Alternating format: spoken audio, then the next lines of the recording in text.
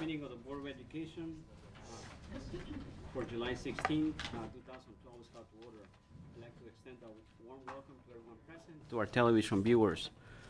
All items that will be voted on this evening have been posted as required by state law. This meeting is being televised live and will replay throughout the next 2 weeks. Please check the board website for replay times. I'd like to introduce our student representative for 2012-13, Alexia Garcia.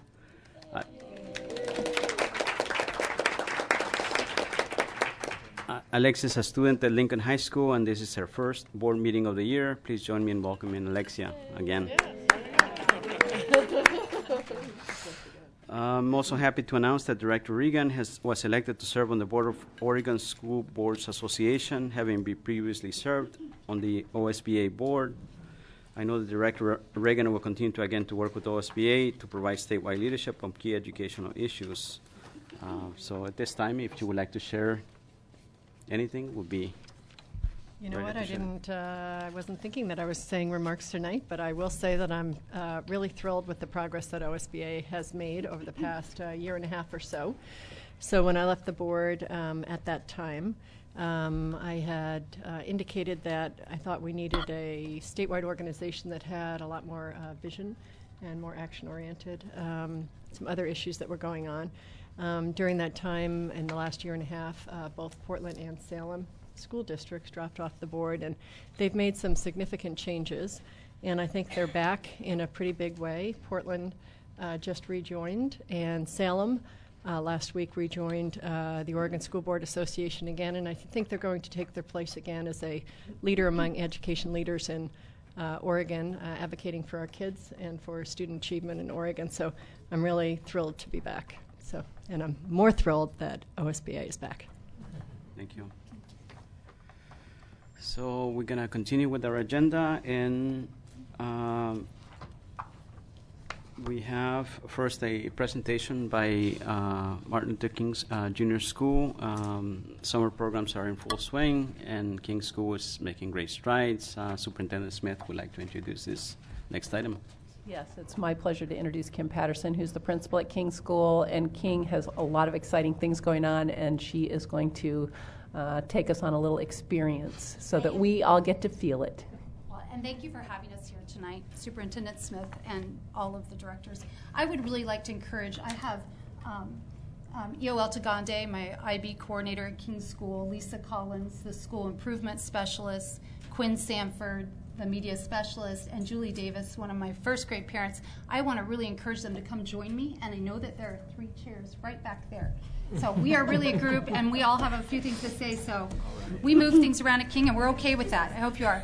So the very first thing that we want to do, we watch your board meetings with great compassion. We get to spend a lot of time with children, and you don't. So we would like to take you on a virtual field trip. So we've prepared a little video for you, and we'd like to show it to you right now.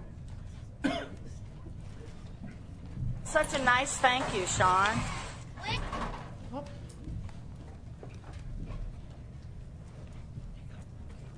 We hope we show it to you right now. Be transformed into an oasis of freedom and justice. I have a dream.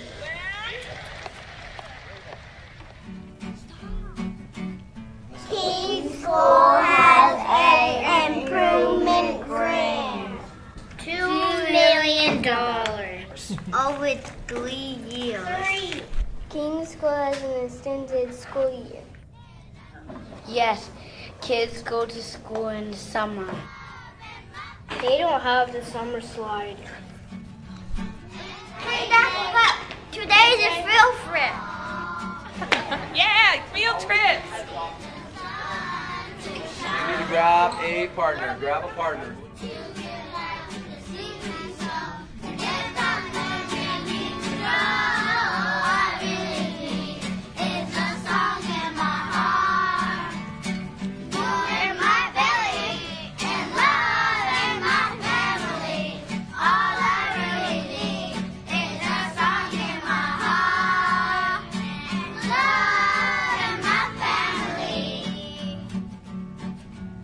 And I need to sing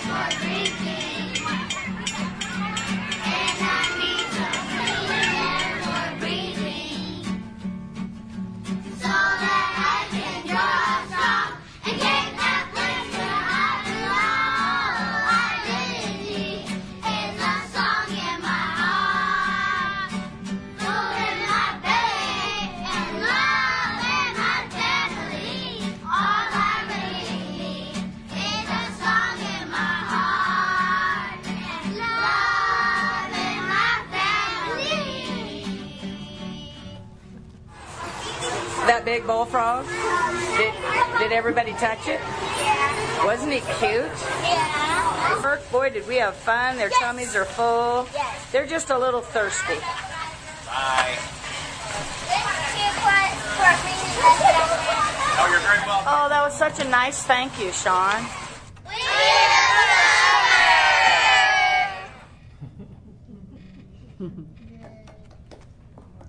King School has operational flexibility.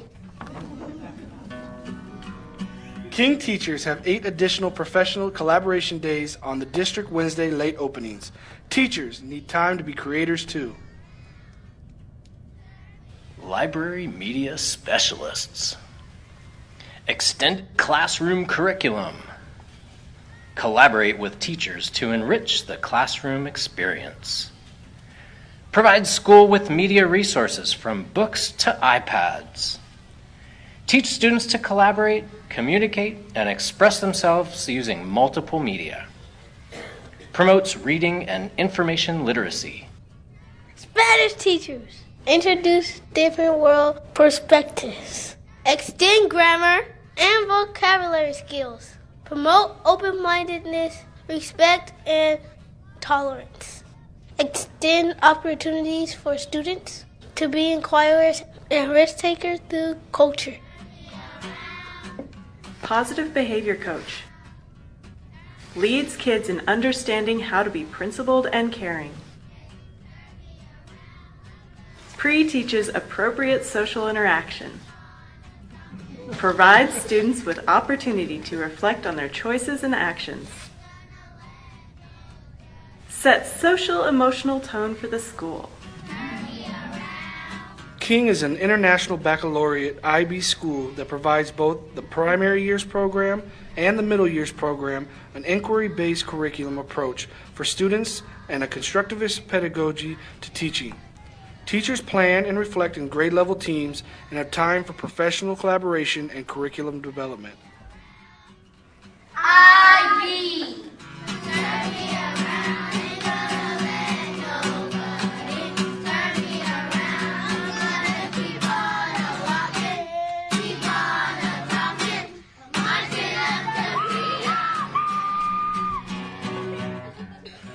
They had dancing.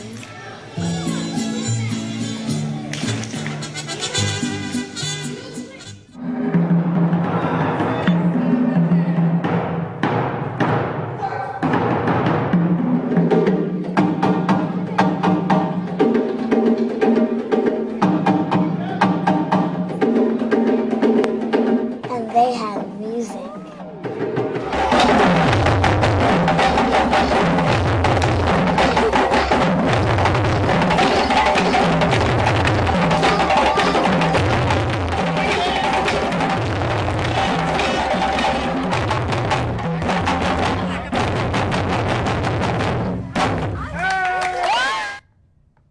We love King School. SCI, Sun School, they have iPads. They have theater too. At King School, the dream is alive. At King School, the dream is alive. At King School, the dream is alive. Transformed into an oasis of freedom and justice, I have a dream that my 4 little children will one day live in a nation where they will not be judged by the color of their skin, but by the content of their character. I have a dream today.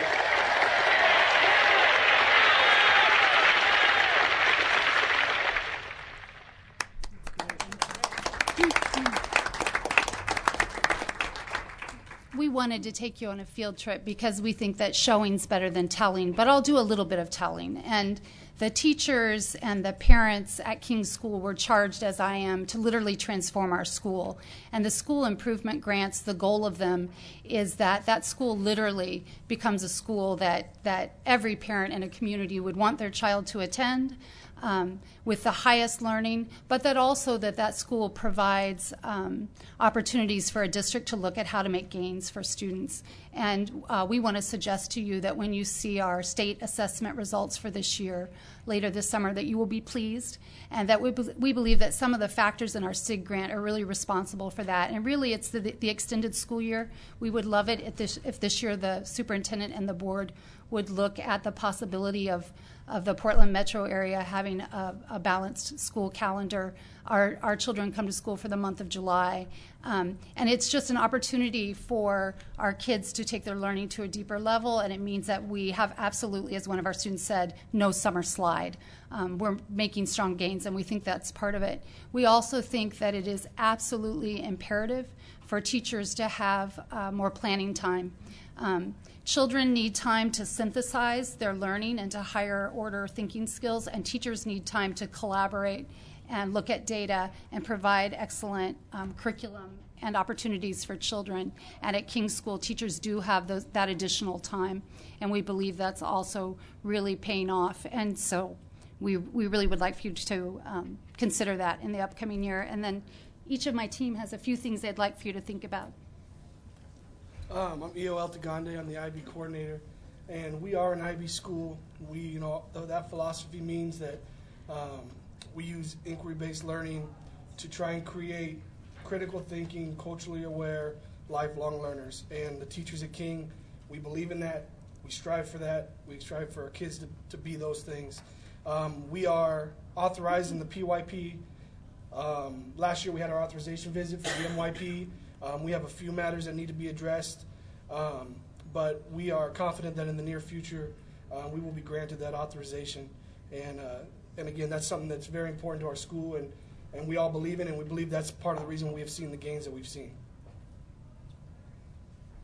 My name is Lisa Collins. I'm the school improvement. I'm fortunate to be the school improvement specialist at King, and my job is to support the teachers with the core curriculum as well as to look at data.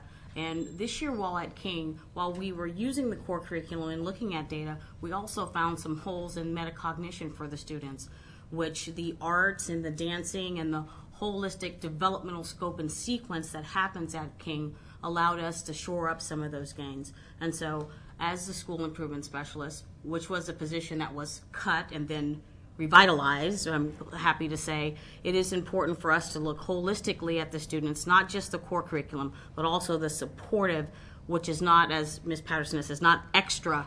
The arts are not extra, but they're part of the glue that hold the whole student together. And I'm Quinn Sanford, and I'm the media specialist at King. And I guess what I would like to say is just thank you for the school improvement grant, because it funds a good deal of my position. And which provides a great opportunity for me to bring the information literacy strategies that I build into my library time with the kids into the classroom. We've also had a lot of technology brought into King, and we've been able to use my position as a way to collaborate with the teachers to get those information literacy skills in the lessons that they're using with the technology. So my name is Julie Davis, and my son is a first grader at King Elementary, and he's just back there. He's here to cheer me on. This is a little nervous-making. I too am actually very fortunate to be at King School. It has been a great experience for my son and a great experience for me, and I think a learning experience for both of us. Well, I have to credit teachers and Kim Patterson and behavior coaches and the media learning specialists with making these changes at King. Also, parents have been a key part in making these changes happen. I wanted to provide a list of things that we had done. I just want to mention a few things that we've done to beautify the school and to change the culture at the school, and then talk about one idea very briefly. So during the revitalization of the King PTA, we have painted the dumpsters, painted the playground. We have started a learning garden in the courtyard. We have 11 beds, a series of barrels where kids get to go out and grow plants. We had our first auction this year. We raised $20,000. We've had some successes, and really all of those successes are predicated on one thing, and that is the fact that we are a very diverse group of people. Our PTA is representative of our entire school, which, as you can see, is made up from people from all over. And I think that that's been the key to our success. I guess that's one message that I wanted to bring to you from the group of parents, because I realize I'm just one person, but I'm speaking for all of us when I say we're hopeful that diversity will be considered as we move into the enrollment balancing process, that will be taken into account. We feel like the flight in our neighborhood from King School, the transfer policy has been devastating for our school in terms of creating a stable funding rather than relying upon grants. Our funding is very much on a roller coaster, and we look forward to that being stabilized. And we hope that PPS looks at that as being a key piece of what they want to see in the Jefferson cluster, rather than segregating the schools, but bringing us together and really fostering strong neighborhood programs at all schools, and being able to look at all parents in those neighborhoods and say, any child will get a great experience here, a rich experience here, and not bend to those pressures that individually make parents flee. And I'm not talking about just white parents fleeing schools that are traditionally considered African American schools, but flight across the board. I mean, segregation, I think, has been devastating for schools in Portland, and not just for kids of color who haven't been faring very well in standardized tests, but also for white kids who live in a cocoon that honestly deprives them of a rich and important experience in being a human being on this planet. So we encourage you to visit King School, and we have our extended school year through July 27th. You're welcome any day. I think you'll see wonderful things. We'd love to give you a tour. It's a delightful place to be. And one of the pieces we hold really close to our heart is we are trying to give all of the children in the school the absolute best education possible. We talk about that all the time. What does that look like? So we are so excited about this turnaround arts recognition, because it was simply one of the strands in our SIG that we chose just to push our kids to the highest level of achievement. We really believe that the zone school and core curriculum work that we've done are mechanically excellent, and they potentially build students who at the third grade are meeting standards. Well, we believe there's a huge extra scoop that goes into the kind of excellence that this board would like for all students by 8th grade and 10th grade, and retaining students through high school that are successful. And we believe that scoop is inquiry-based learning, it's the arts, it's synthesis, it's all of those pieces that we're weaving in at King, and we're weaving it for all students, and we're looking at all of our students as value-added. What do they bring to this school? And they all bring something wonderful. So you're welcome anytime for a real field trip. Come join us, and thank you for having us here tonight. Thank you for coming and sharing. Thanks, you guys. Yeah.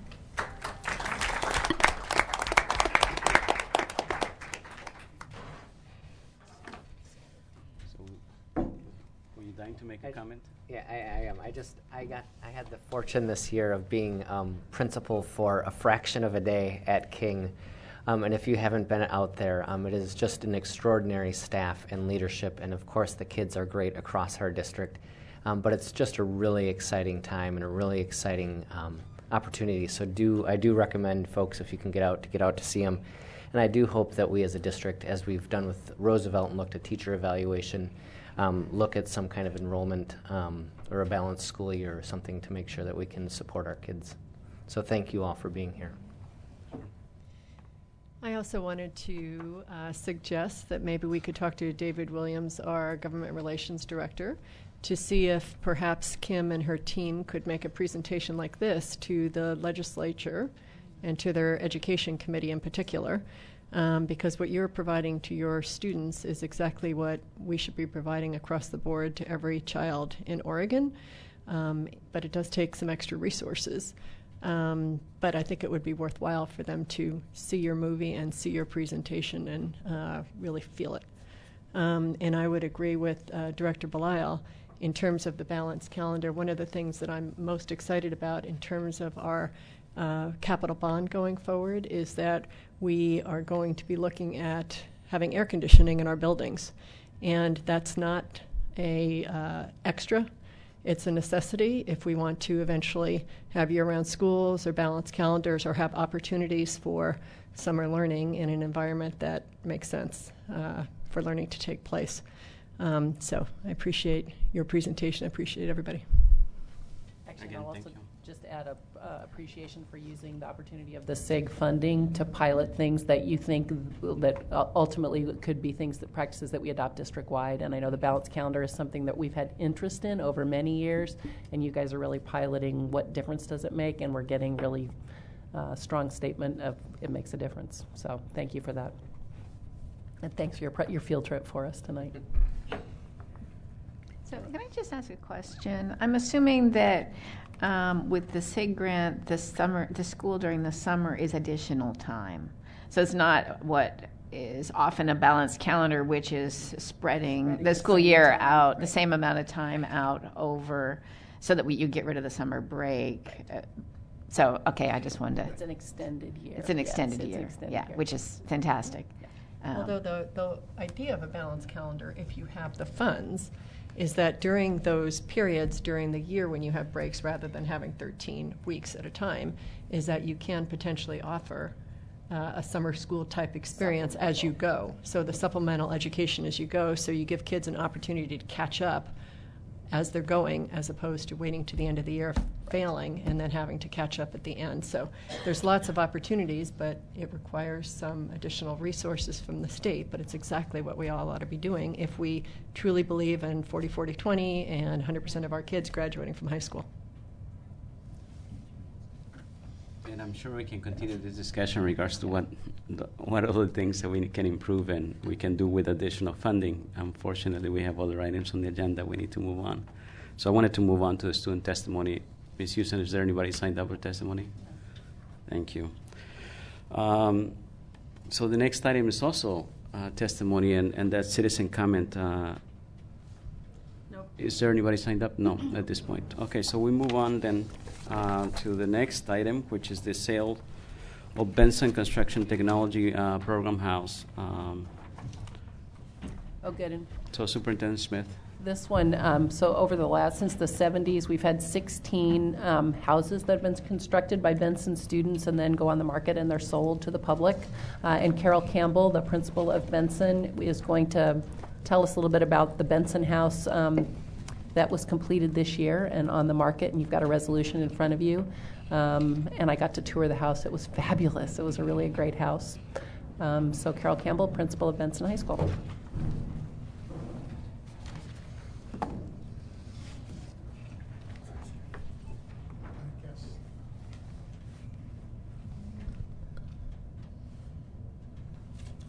Well, That's okay. go ahead. Yes. Carol, we'll let you go ahead and introduce. Okay. I've got, first of all, thanks for giving us this opportunity to speak a little bit about the construction program at Benson. Really appreciate it. And Tony Francisconi is one of the construction teachers, so he's going to chime in too and talk about the program a little bit. We just have a few minutes before you do the resolution. The Benson construction program has been building houses since the 70s. Houses are spread out all over Portland, and we're doing some research right now to try to compile all of that, so we have actually a visual record of those homes, because it's pretty exciting.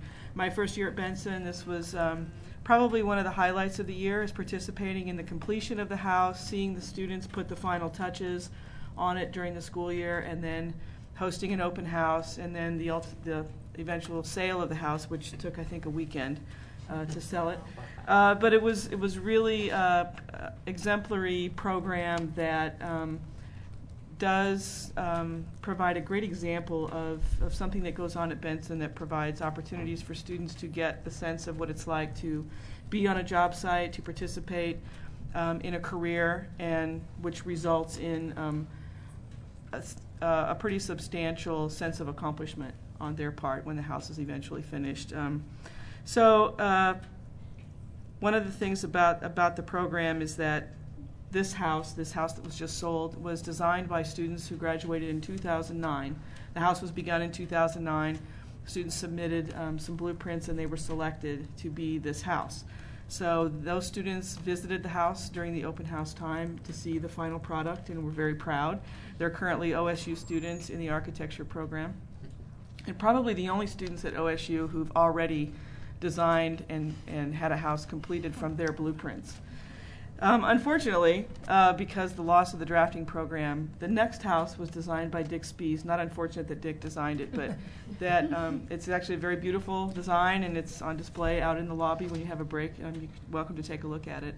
But that it won't be Benson students. So one of the things about the program that we're trying to do is bring back an opportunity for students to get some design experience. It won't be a full drafting program, but we are working with our partners. Benson has lots of partners, and we've invested in some furniture, and then we're going to get some help from people like Dick Spees, and I've been in communication with Maureen Fault from PGE, who is going to allow us to bring students into their design computer laboratory to see how PGE uses the aspects of design and drafting and sketching and drawing and planning and engineering.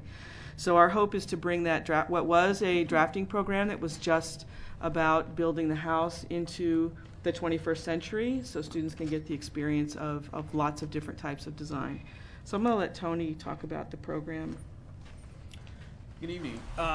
The Benson House, one thing I wasn't mentioned, is an Energy Star certified home. One of the things we do teach in our program is the current green sustainable building practices, and as well as energy conservation. This house could have got LEED certification, but we didn't apply for it we thought about it too late. The next house will have some LEED certification, which is really the state of the art in the construction industry, and Portland is one of the leaders both internationally and nationally in that field.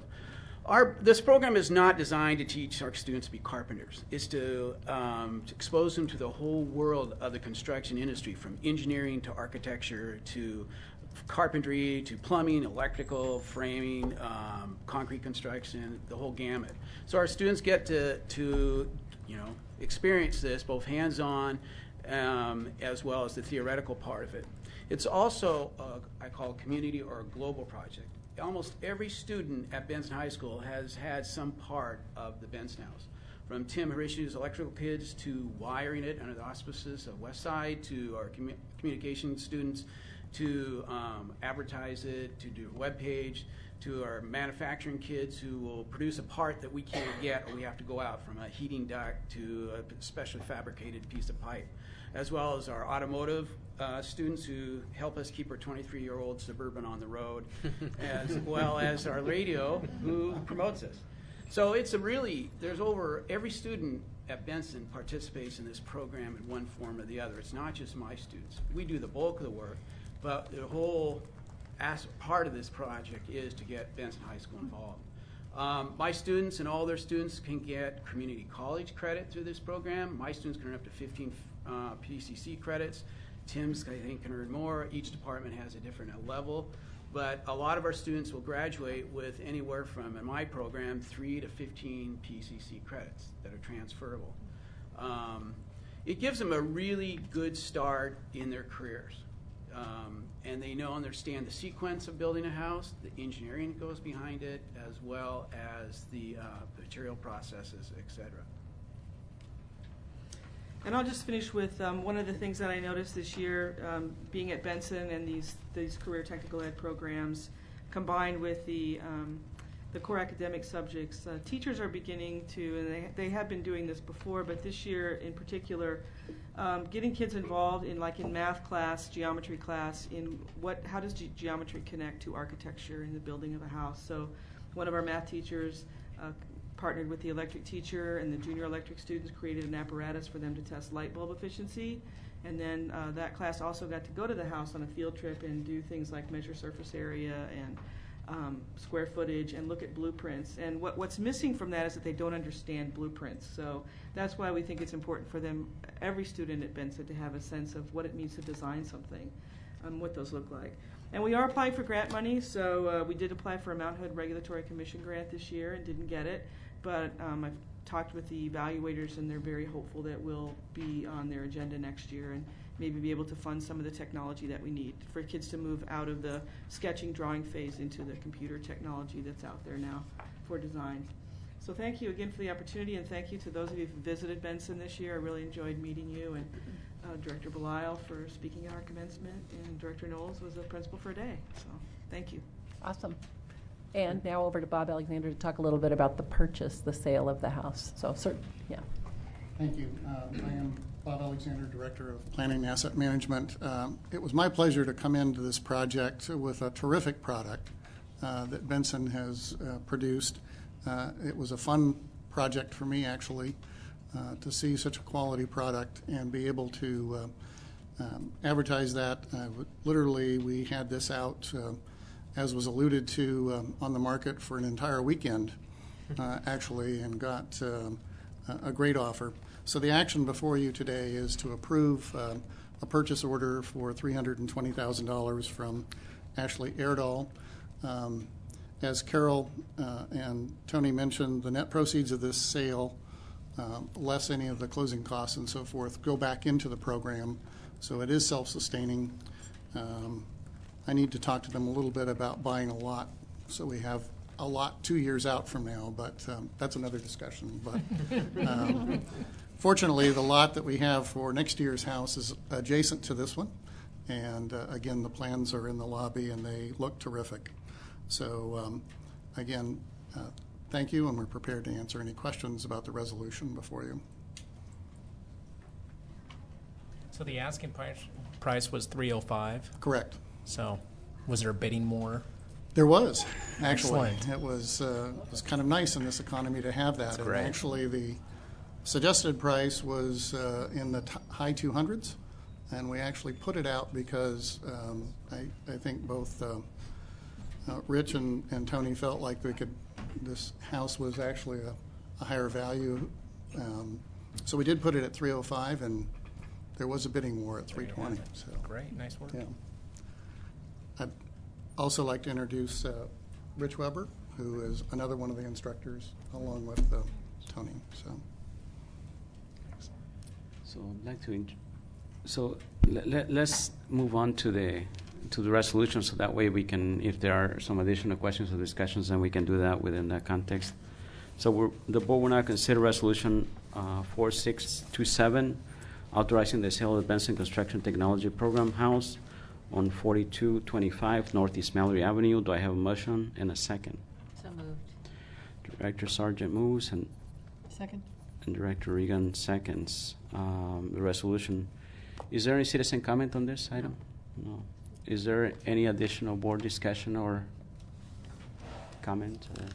I just want to say how exciting and what a great opportunity. Thank you both to staff for working with kids to show them the wide range of opportunities that's available, to both allow them to be anything they want to be in that, and it's talk about tangible, relevant, real work. It's very exciting. So, and I really appreciate, as I heard you, Carol, talk about some of the funding challenges that you face and how creative your team is being about partnering up with other businesses. So I just encourage, if there are other folks that have opportunities that could do that, to contact you, because it's fantastic education. There's no two ways about it. Any other? I don't have a question. I'll just say I did get to go out and tour the house when you had the open house, and it was fantastic to see the work that the students had done there. And so whoever bought it, I think, is a lucky person to get a brand new house that has a great design and great finish to it. Well, as a parent, graduate from Benson High School and one that was a student with Horatio, I want to thank you, I think, for acknowledging all the work of the other teachers and how this program basically impacts and allows the participation for various students at Benson in this project. So congratulations on this work. The board will now vote on resolution 4627. All in favor, please indicate by saying yes. Yes. All opposed, please indicate by saying no. Resolution number 4627 is approved by a vote of 7-0 with Student Representative Garcia voting. Yes. Thank you. Thank you again for all your work. And thank you.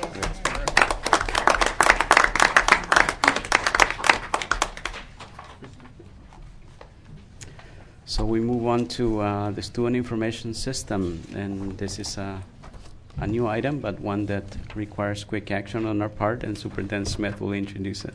It is, and I'm going to ask Marita Inglesby, who's the IT program director, and Dustin Milberg, who is our IT director, to come on up. And this one has, this one's been in the works for a while, so we're going to actually give you some background information on it. And you've been aware that ESIS, our current student information system, was purchased, and then they announced they were no longer going to support it. So we've engaged in a process with a number of other districts, IT departments, in figuring out, okay, what's our next step. So we're going to walk you through that process and then and give opportunity for questions. So Marita and Dustin. Good evening. Good evening, and thank you all for giving us an opportunity to explain this. My name is Dustin Milberg. I am the IT director here at Portland Public Schools and a proud parent of a future PPS graduate, so thank you for giving us the time. We're also joined this evening by David Wind, who's our Deputy Chief Financial Officer, to answer any financial questions that may arise, and I believe we also have our Chief Operating Officer, CJ Sylvester, as well as Melissa Goff, our Executive Director of Teaching and Learning, here to answer any questions that may come up relative to the teaching side. This presentation's designed to be a brief overview of the information regarding the resolution and contract that are on the agenda tonight. To further on what Superintendent Smith mentioned, that the current student information system leveraged by the district, known as ESIS, was implemented in the 2002-2003 school year, and this is the system, the district's application of record for all student information by which the district reports up to the state to procure funding for every student enrolled.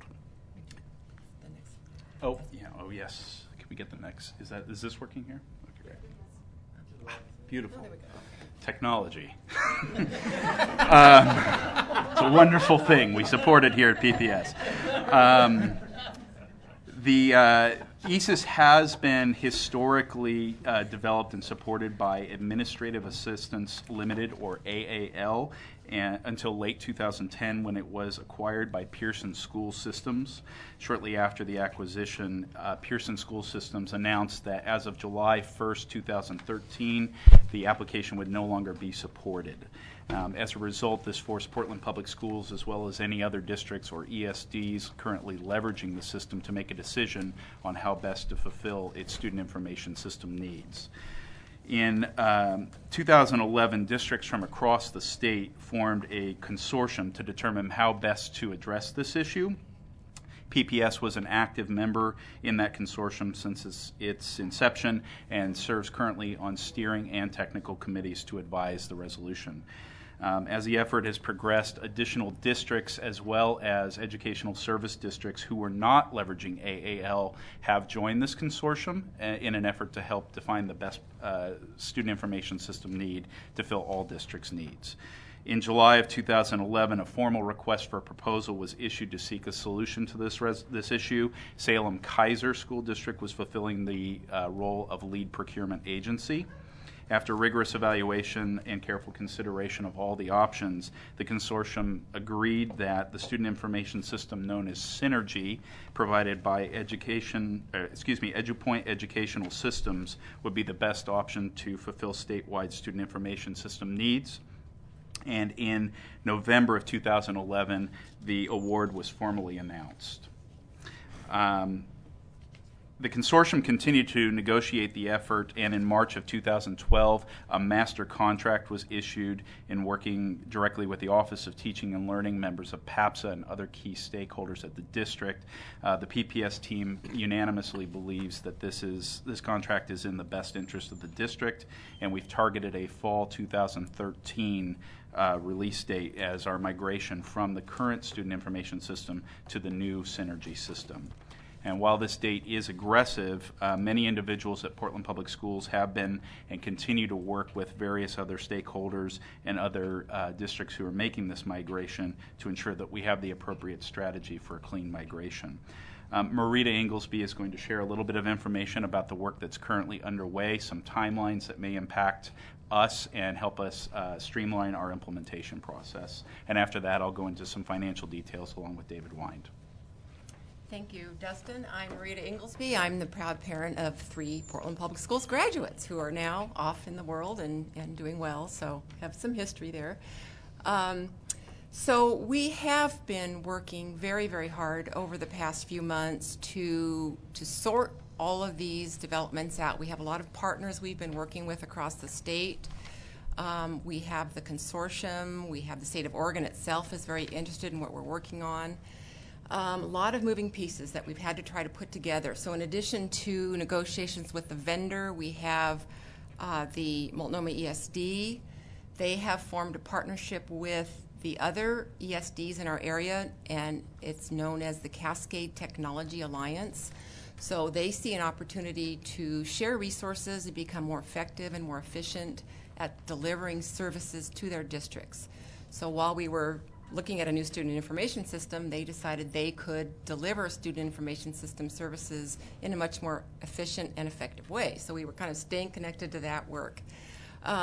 We also had negotiations with our ESIS vendor, Pearson, to try to get them to extend support for another year because we just could not have them end support as of July 1st, 2012, which they had told us they were going to do. We were able to do that and get those negotiations finalized and get one more year because we just didn't have enough time to get everything done and in place. So the staff here at Portland Public Schools have been looking at different opportunities for how we get this system stood up. We've been partnering with Multnomah ESD for 10 years on ESIS. That didn't necessarily mean that we would have to continue to do that for another 10 years. We could implement a student information system ourselves here by ourselves. We could partner with other districts, maybe large districts. It might make sense. So we've been in negotiations and communication with a lot of different partners. This has been going on ever since March when the contract with the vendor was negotiated, and we have identified the Cascade Technology Alliance solution as the most efficient and effective for us. We've gotten very good pricing, which we'll talk about next, from Multnomah ESD. We've gotten commitments that this alliance will serve us and our schools and our students and our teachers. And we feel that the shared resources that they're bringing forward only make sense in this time of scarce resources across the state. So we just recently made a proposal to our executive leadership committee here and made sure that everyone was on board with getting this significant work started if it's approved, and now want to bring it to the board for recommendation. So thank you, Marita. As we mentioned before, there are several financial considerations. Do you have a couple more down there? Yes, I guess I'm kind of here too. So commitment across the district is going to be very important for this work. It's going to be significant. We're going to have a new way to communicate out to our parents and to our students about their progress. All kinds of new reports. We have Common Core standards being implemented this year. Those will have to be set up in the system so that teachers can use them as they're monitoring student performance. There's going to be a lot of training. All teachers are going to need to be trained. And then, of course, all the various communication every step of the way with our school community, our parents, and our teachers to get that going. So we do want to make sure we have everybody at the table as we move forward with this. Great, thank you. So as I mentioned before, there are several financial considerations which need to be addressed sooner rather than later if we are to meet the timeline presented here. I'd like to call your attention to Section 4, the fiscal impact section of the staff report that you were provided on this subject tonight.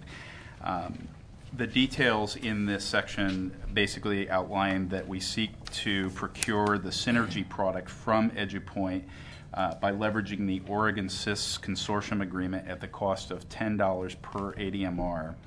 Additionally, we'd like to seek implementation and support services from Multnomah Educational Service District at the cost of $2 per student, rather than implementing the system ourselves at the cost of $10 per student. We feel confident in MESD's ability to execute, as they have provided all of our student information system support to date.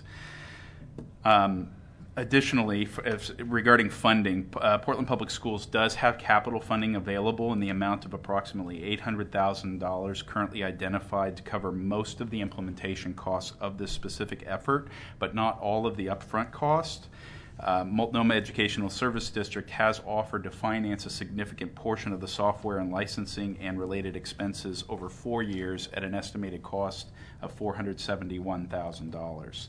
It's our intention to continue to leverage MESD to provide resolution services for ongoing annual support and maintenance of the new solution, and we do not believe that this would represent any increase to the district general fund. We also want to note that this proposal is not represented in the adopted budget for 2012-13, but if this amendment and resolution are passed, then we would, of course, work with the Finance Office to ensure that that is included in Amendment 1 as part of the fall balancing exercise.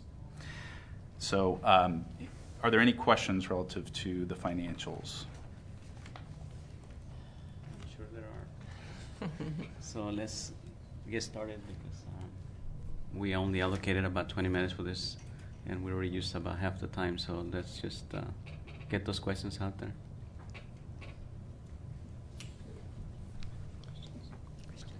My first question is that this is first of all, it sounds fabulous. It sounds like, A, we have to do something, and B, the staff has done a tremendous amount of work in partnership with folks across the state, which is wonderful. My concern in terms of process for the board is that the first we've heard about all of this was 4 days ago. And I don't know if the reason for that is because with these negotiations going on, we didn't want to be more public, but I don't even know why privately we couldn't have been told a little bit more about this, especially if it is entailing borrowing, which basically it is. So I don't know if I specifically need a response to that tonight, but I want to call it out as a concern. That this is a really big, wonderful project. It's $1.3 million, and I would have liked to have had some sort of board workshop or something on it. And I think this is one I would just take note of, because it's been a major project that's been working with a whole lot of people across across multiple districts and stakeholders, and we should have kept you more abreast as we were going on. And I'll just take that as this would be something you would have liked to have had information about as we were moving through, because it's been a deep amount of work over a good period of time. So, and I don't know if there's more explanation to it than just to say you would have liked more information about it, and we could have been providing it all the way along. So. There isn't like a reason why not. It's just that it's been multiple districts, and really where we're making a decision that's rested largely with the IT people and relying on the expertise of the people who know our system across multiple districts to try and find something that works for all of us, and ESDs. So it's been a multiple jurisdiction project, and it would have been informational kinds of updates for you guys that we could have been doing. So I'm just going to say duly noted. Unless you want to add anything to that. I think that summarizes it wonderfully. Yeah, I mean, even our leadership level, we've been touching it at a fairly high level also, and have just recently gone down to the depth of what you're hearing tonight. So, like, truly, we've been the expertise of this has been really in the folks who are both teaching and learning, who've been deeply in it in terms of how it impacts teaching and learning, and our IT folks who are deeply in it in terms of that. But it's been more the how do we coordinate all of this to make it work for multiple jurisdictions and end up with a good product. So, thank you. I just wanted to add that I had a question. I had reservations when I first saw this about adding additional borrowing capacity to the district, and after a conversation with Deputy Finance Officer Wind this afternoon about how it's being financed in the sense of working with MESD so that it doesn't increase general fund obligations going forward, I think is a really smart way to do it. So I just wanted to acknowledge that and appreciate it, because I think as the public hears, more debt, this is something we need to be able to track our students and have their information so that we can get the funding from the state. I appreciated how it was structured, so that, again, that as debt as debt comes off our books, this will not increase our general fund. So. I have questions that are not related to the finances. They're more related to the actual system. So I don't know if you want to deal with the finance questions first, and then I could ask the others, or if anybody else has finance questions. Sure. So maybe we could just have a brief summary of the financial issues, because the report isn't 100% clear to me about how this is going to happen. So there's the idea that's presented here is that there's going to be savings, so that the money that's borrowed will be paid for out of savings. So could we just have a little explanation of that? Sure. So we have some level of expectation that the annual operating costs may be less, but we're not relying on the savings to repay this.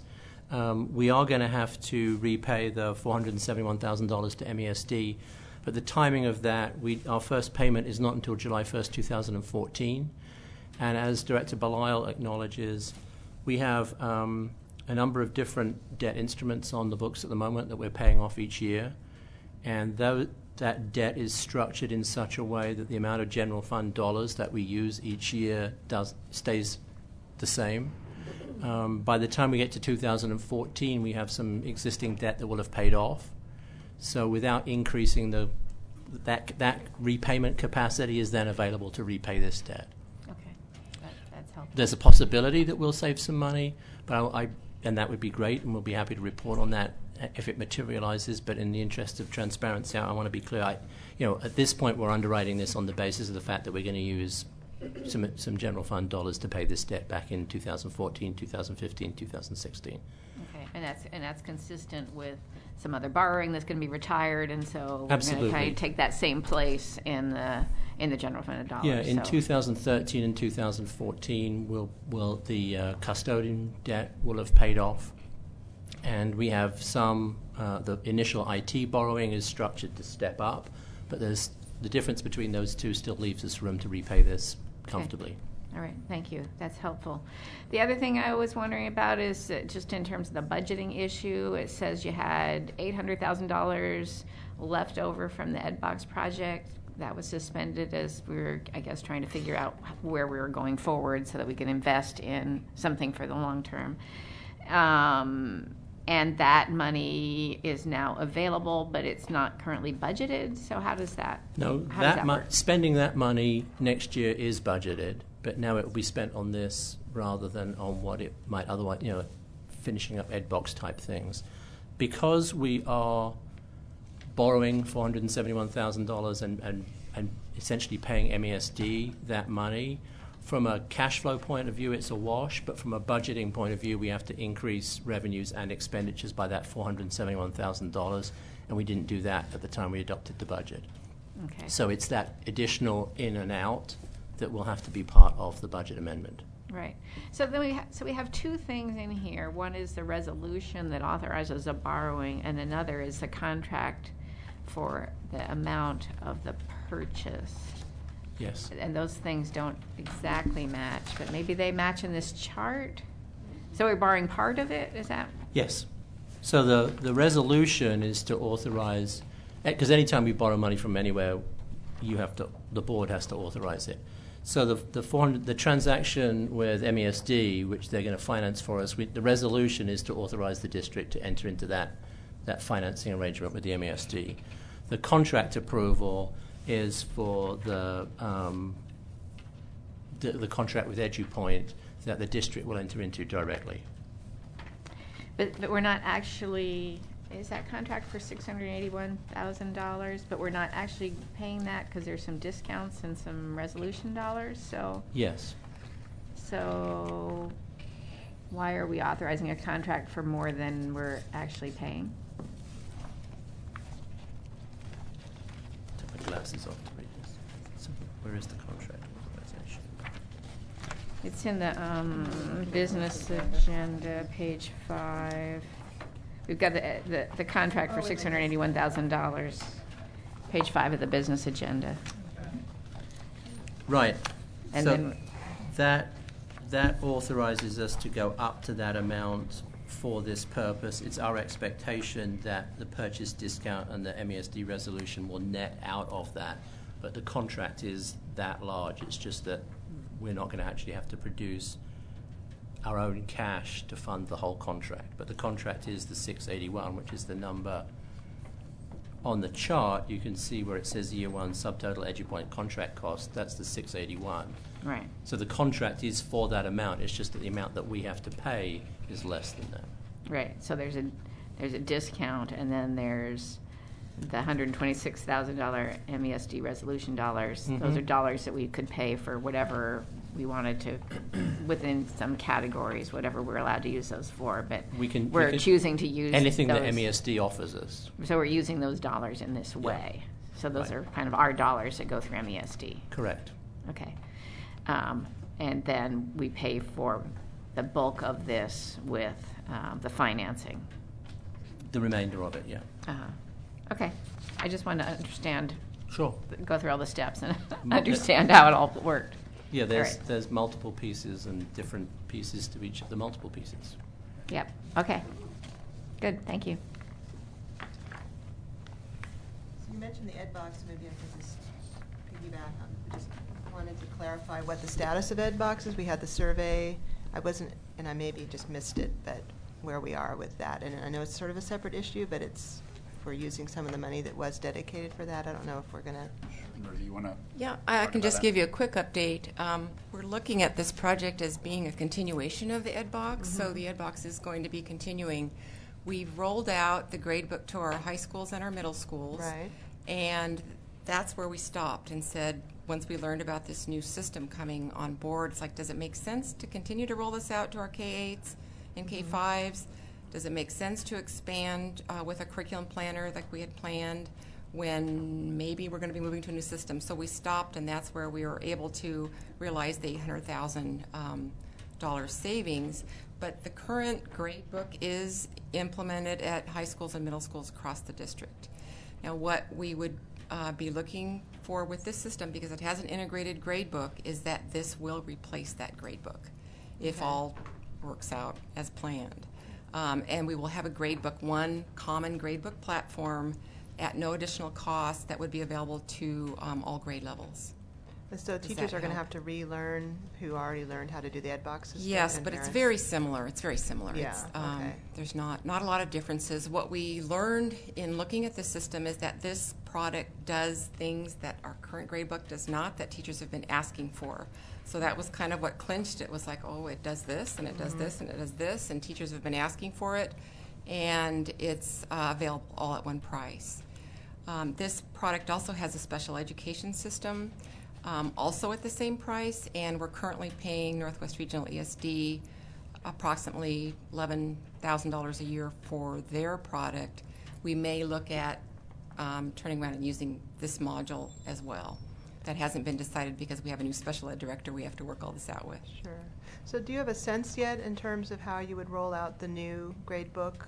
Or do you kind of have to wait and see how the rollout of the larger system yeah, goes? that's a really good question because we have a lot of teachers to train. And we were hoping that we could kind of break them into chunks and maybe roll out mid-year with a group. And this vendor is discouraging us highly from doing that. So we'll have a lot of training to do. We would probably do train the trainer in May and get 1 or 2 people at every school trained, and then they would go back and train the teachers in their building in August and get everybody ramped up and ready to go for September of 13. Director, your question was about the grade book or about the student information system? The grade book. Yeah, so the timelines that we're outlining here tonight are specifically about the student information system.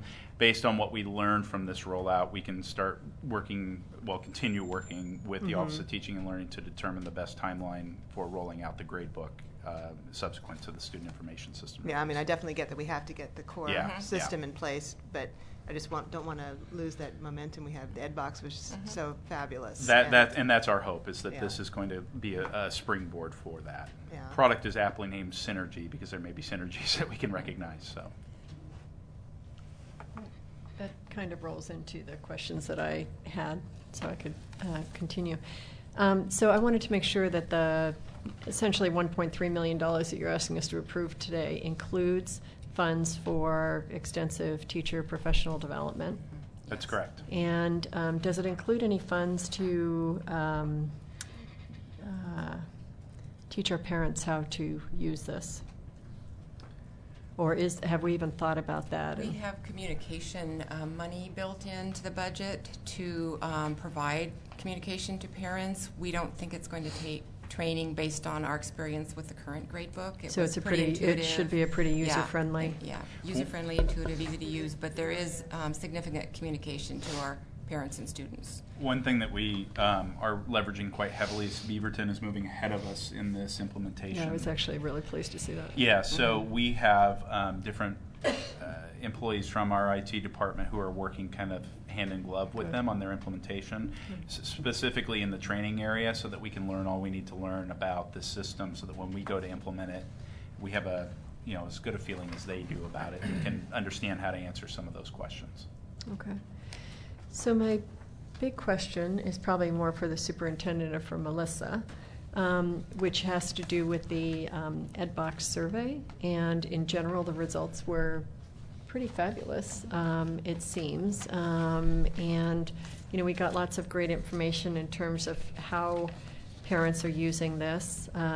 They love having access to teacher email addresses. They love having access to grades, some assignments and due dates. I love the question where it said, do you feel the information the viewers improve communication between? And 70% said parents and student, 53% said parent-teacher, 54% said student-teacher. So all of that was really positive. The concern I had was in questions 9 and 10. Question 9 are the reasons you are not using the EdBox. So these were parents responding. And 54% said it wasn't up to date. And additional comments, one of them was keep it up to date, and that was 31%. So my question is whether you could talk to us about that piece, because we're making a significant investment, and obviously we want teachers and parents to be using it. Can you talk to us about why some parents are looking at it as not being up to date? Because not all of the accounts are up to date necessarily. What does accounts mean? Each of the teacher accounts. So shifting from a paper pencil grade book or a pen paper grade book to an electronic grade book is a jump for many of our teachers in multiple ways. One of which is as a communication tool with families. Yes. Another of which is just the technology itself and whether or not they find it comfortable for them to use. So what we have found is that many teachers are still choosing to use their own paper pencil copy of their grade book, and then they transfer their grades onto the electronic system at different times during the year. So as long as that is a practice that we're seeing happen, then we get into conversations around contract language, around progress report and grading. So we have been in conversation with PAT around the grade book, and it is just definitely a leap to have parents and students be able to look at how kids are doing at any given time in any class. I would say the fact that we got this feedback from parents is helpful for us to have as far as whether it's a valuable tool for them right now. And I think it would be equally interesting to hear from teachers how many are keeping 2 systems right now and how many are keeping 1. And part of that is just trusting an electronic system. It's hard to say, okay, I'm going to put all of my students' information into an electronic system that may disappear on me at any moment, though that hopefully isn't their experience. I do understand that concern. So part of it also is just the course of time and the fact that we'll have had this full year under our belts, and people, I hope, feel more comfortable. Can I just chime in and say, as one of the parents using it of a non-communicative 8th grader this past year, it has been huge to instantly be able to see if she misses an assignment, if something went south, and I would just have a concrete thing to refer to. Mm-hmm.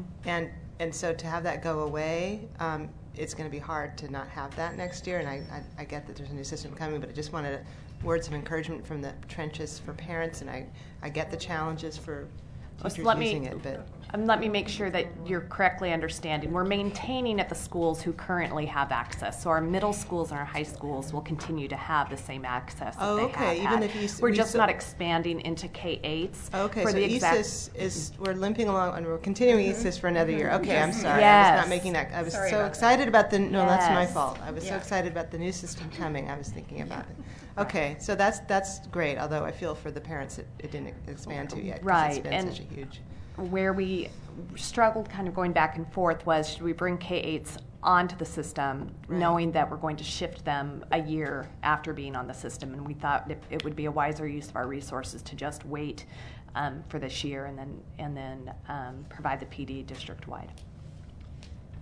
So just to continue in terms of the parent feedback we're getting, I just want to make sure that when we're making this investment, we have hopefully a commitment from the Teachers Association or from individual teachers that we're going to be using the system, across the board.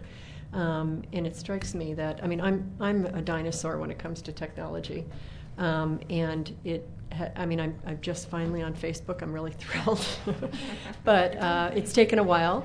And I get it, and I get that there's a reluctance sometimes to make the leap, but at the same time, with this kind of investment, and when we know that it has the kind of powerful, positive impact for parents in terms of helping teachers and helping students, I guess I'm still wanting some assurance that we will get there, and that we will have 100% buy-in as we go from our teachers to participate in this. And Gwen, since you're in the audience and it was a reference to you, I don't know if you'd like to come up to make a comment. That'd be great. And just I'm chomping at the bit. Yay! Oh, great! Yeah, I didn't yeah. want to put you on the spot, but I'm glad. I noticed that. So anyway, I just want to remind us that we're over time on this one. So and we even haven't introduced resolution yet. So I just wanted to make sure that we keep that in mind. No, I just think there's a couple things that some background that you do need to have is that, number one, when you look at this, you have to think of how many parents were surveyed and which parents answered. So what we find is that there are some schools where you got to remember, like you, I'm looking forward to my kids being able to access their information online. My son is starting middle school. I'm going to be one that looks at that. But at many of our schools, knowing that this is a communication tool, there are many parents and families that don't have easy access to computers, and so they don't use it. And so when the teachers spend the time putting all of the information in that system, and some of them find it just beneficial anyway to track their grades, some of them who are reluctant are not because they're digging in their heels. It's more so that then they get the calls of, why haven't I heard about my son or daughter? And they said, well, I put everything online. It's been there. We gave you all the information on how to access it. But if they don't have the tools at home to access it, then they don't use that. So technology is a beautiful thing, but in this case, there has to be more dialogue about what are the communication tools with particular families to make sure that they're getting all the information that they need about their son or daughter. And that's just one of the tools. So I think it's important to know that. Does that make sense?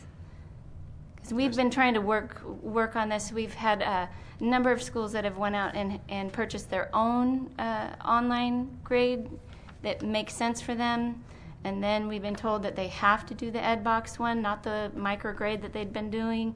And then to hear it's changing again, people will go with the flow to a certain degree.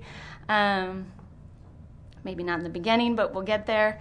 So I think just to kind of keep in mind, rather than we need everybody to do this, it's what is the goal? And it's about communicating with families and the kids to make sure that everybody knows what's happening. Thank you. Yeah. Yeah, I have a comment just about the parent survey. I feel like we also need to survey students about EdBox because I personally love EdBox. I hate that my parents can have access to my grades. I think, and it's not because like I'm a bad student or anything. It adds extra stress to my life, and I think within like my school, especially, I go to Lincoln. It's very college preparatory. Students are constantly stressed out, and I think EdBox almost allows, like, you look at this survey and like the amount of parents that check it more than once a week, like. Students are being controlled by their parents to a point, and I think that's something we definitely need to look at when like handing out the sign-in things. And like it's honestly important to me just because I see students incredibly stressed out over grades. Yeah. I think on that note is what we find is that when you have teachers grade in all different ways. So you have some that as they get finished grading papers, they're going to plug grades in, and then you'll see that they'll see that she doesn't have her assignment in, but she does. It just hasn't been graded yet. Or maybe you don't release it. There's a way that you can hold that line and wait until you've turned in, graded all the papers and then show it. Then parents might think, well, why don't I see anything? Though they are slowly plugging away at grading, especially when you're an English teacher with, a number of papers to grade and read and all of those things.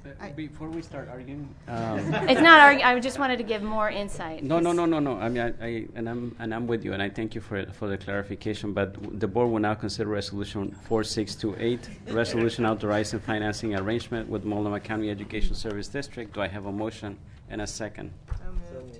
Second. So Director Atkins moves and Director Knowles. Right? I mean, it doesn't matter. I can say both of you, Director Atkins and Director Belaya moves, and Director Knowles seconds. Okay. So, is there anybody signed up on the citizen comment for this? So, clearly there is still discussion on the board, but I just want to remind you that, and I recognize that since there was no information provided before, it makes it more challenging for us to not get into all the details that this opportunity provides us in terms of looking at the system itself, looking at the stuff. But right now, I think in part, just want to make sure that we concentrate in regards to the financing of the resolution and that authorization of that. But if there are some additional quick comments or questions, please do. Well, I wanted to thank Gwen for coming up and giving the explanation she did, because what it tells me is that the teachers are understanding the value of the system and that we just have to do a lot more communication around it, which is great. And I think it's an area that we can really learn a lot from Beaverton as they go next year and see what kind of usage there is from their teachers and how they're addressing it. I mean, I think we can learn a lot from that, so thank you. The only brief comment I would just make is that the issues that have been raised in no way, to me, indicate that we don't need a district-wide system and a grade book that every teacher uses. We can work on the pieces of how do we communicate with all parents and make sure there's equitable access to information from teachers, and we can do our best to deal with the parents. And I swear I'm not coming in and attacking my child with that information, but there's only so far you can go with how parents choose to use the information they have. But anyway, but I'm just, the value of having every single teacher have up-to-date information is huge, and then we can do additional work beyond that to address those other issues. If there are any other questions or comments that you would like to send us, please do. As you're thinking about this, with this accelerated timeline, we would be happy to address anything that you would like us to. Absolutely. Again, thank you all for the great work in the presentation. Thank you, Gwen, for I think raising one important aspect of this is that not to rely on this is the only medium for communication in regards to the grade or performance of students. Because otherwise we shortchange ourselves and probably leave out a number of parents that are not as methodical or motivated, I should say, as some of the other parents that I think responded to the survey. So the board will now vote on resolution 4628. All in favor, please indicate by saying yes. Yes. All opposed, please indicate by saying no. Resolution 4628 is approved by a vote of 7-0, with Student Representative Garcia voting. Yes. Thank you. Can So, I ask one quick question while they're still here? You just made me think Sure. of it. We have lots and lots of parents who don't have English as their first language. Will this system accommodate them? That was one of the major features that we liked about it. It does provide information in multiple languages, Great. where ESIS currently does not. Great, thank you. And we are going to be implementing it with our equity goals in mind, and understanding that there are many challenges and different drivers across the district, so we'll make sure we address those. Great, thank you. we are scheduled around this time to do a quick break, but I wanted to consult with you all, given that there are some people that came to testify more than likely on this next item, whether we can kind of take it on. Hopefully it won't be as long. So so let's continue on. Thank you. Thank you very much. So this is the second reading of the equity in public contracting policy. On June 25th, the board conducted the first reading of the equity in public purchasing contracting policy. After 21 days of being open for public comment and receiving none directly to the board office, I should clarify, the board is ready to move on the proposed policy. I believe staff is available for questions on this. But before staff moves on, because I just wanted to make sure that we move on this resolution, because otherwise we'll be here all night. We will now consider resolution 4629, adoption of Portland Public Schools equity in public contracting purchasing. Equity in public purchasing and contracting policy 8.50.095-P. Do I have a motion and a second? So moved. Director Morton moves and Second. Director Knowles seconds the motion to adopt resolution 4629. So, is there any citizen comment on this? Yes, we have 5 signed up. 5. Mm-hmm. Let's take the citizen comment first, and then we'll get back to the staff if we have questions. Okay, so our first 2 speakers, Melvin Oden-Orr and Gail Castillo.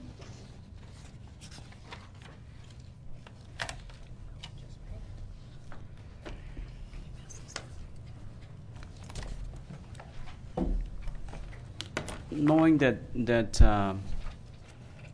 probably most of the people that will be coming to testify tonight have come to testify before, I'm not going to get into the whole thing, except to remind you the time, that you have 3 minutes. Within the first 2 minutes, the green light will come on, yellow light will come on when you have 1 minute left, and when 3 minutes are up, the red light will come on.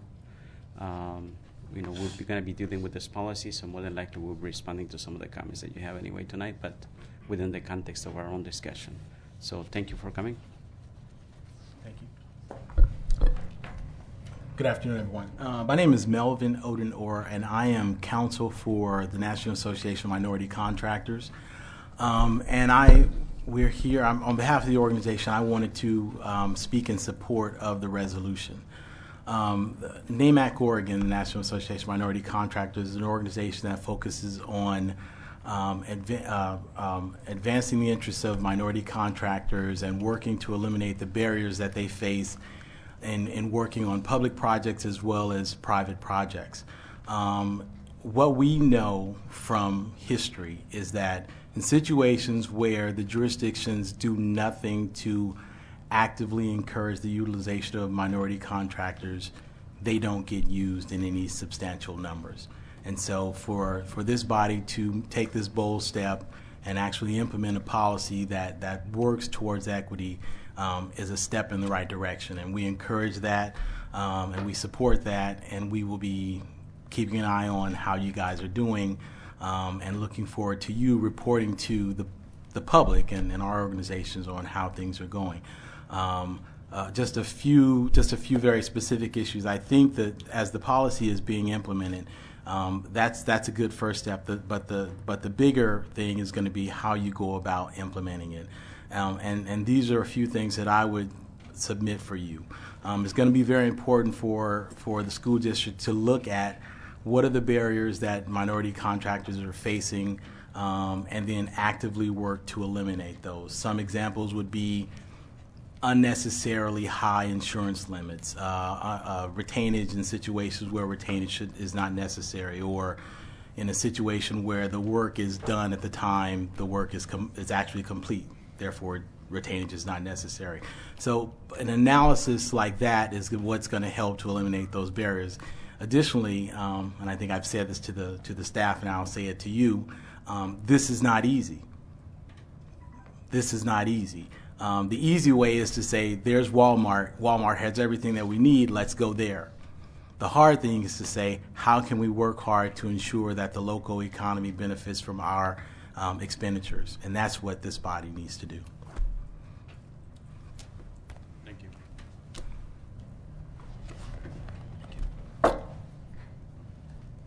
Good evening. This is my second time testifying on this policy. My name is Gail Castillo.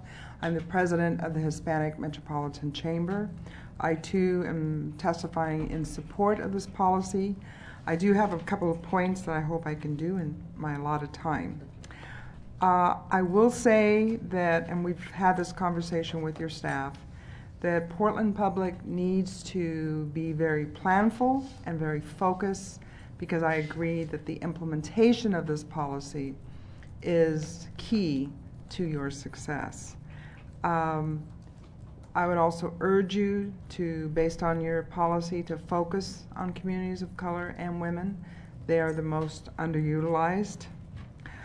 I would also point out to you that given your bond that you hope to have, that this is a big opportunity for not only Portland Public, but it's an opportunity for communities of color to have an economic opportunity with you. Hopefully we won't lose that opportunity by missteps, and I'll talk about some of those potential missteps. The aspirational goals that have been identified at 18% are doable. In fact, they're very modest.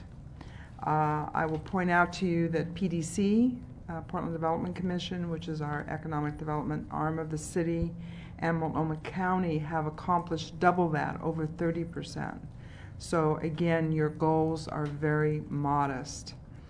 The other thing I would say is to communicate very clearly with the primes, your staff will, and to hold them accountable and to make it very clear what your goals are, and that you expect them not only to achieve the goals, but to exceed them at the level of PDC and Multnomah County. And I would hope that if you, and we've discussed this with the staff again, if you receive mediocre, lukewarm, or unacceptable proposals that won't get you where you need to go, I hope that you have the guts to say, you need to go back to the working board and try again. We reject these proposals as being unresponsive. So with that, I would say we are willing to work with your staff to help you accomplish what I think you're trying to accomplish, but it's going to have to be an environment of being clear, again, in your focus, and being clear with the prime contractors who have the capacity and have the capability and have demonstrated in the past that they can accomplish this. Thank you very much. Thank you. Next, we have Kevin Jeans Gale and James Posey.